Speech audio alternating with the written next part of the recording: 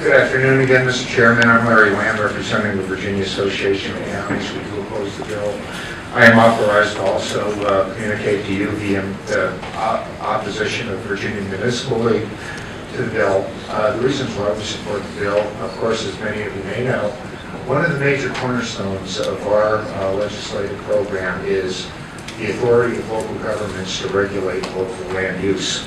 We think that this bill really is a very, very significant policy change which needs more time for consideration and discussion.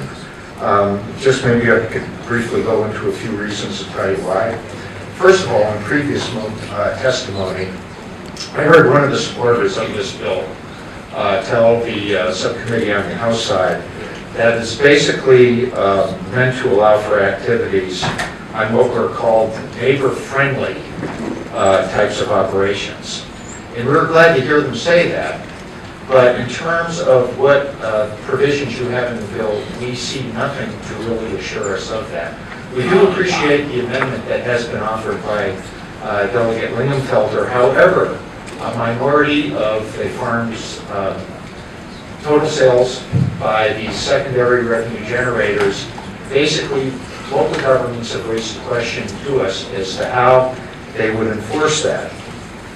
The second thing I want to communicate, yes, we are opposed to the bill, but I want it clear. We do not oppose the concept of value-added agriculture, agritourism.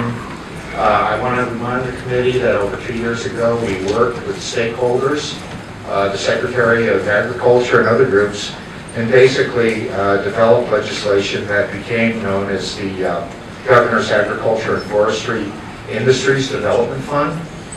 There's a lot of interest among local governments in applying for grants under this fund. I've been informed, and I think that's basically to tell you that there is an interest by local governments in helping to develop value-added agriculture in the counties.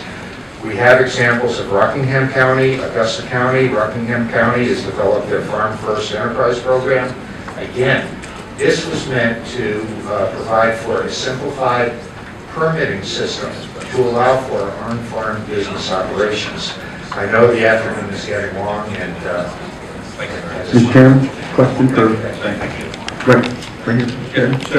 Thank you. Is the concern here, to put it briefly, a matter of scale?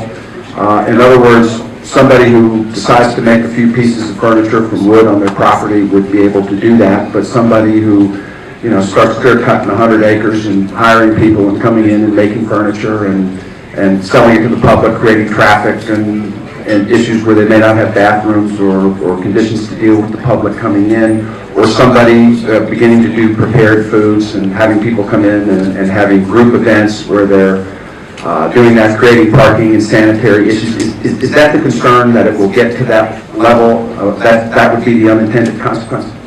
Mr. Chairman, Senator Marsden, I think the answer to that is a simple yes. When we've received comments from counties about the bill, one emphatic statement made to us is that reasonable conditions should be allowed, such as requiring a safe entrance, approved sewage systems, those types of facilities around the farm. I think that there is a concern that legislation, House Bill 1430, would undermine the ability of the local government to create the kind of framework that they need to reconcile all the competing concerns that you have among neighboring landowners. That is a concern. Thank you, Mr. Chairman. Thank you. Okay, we have the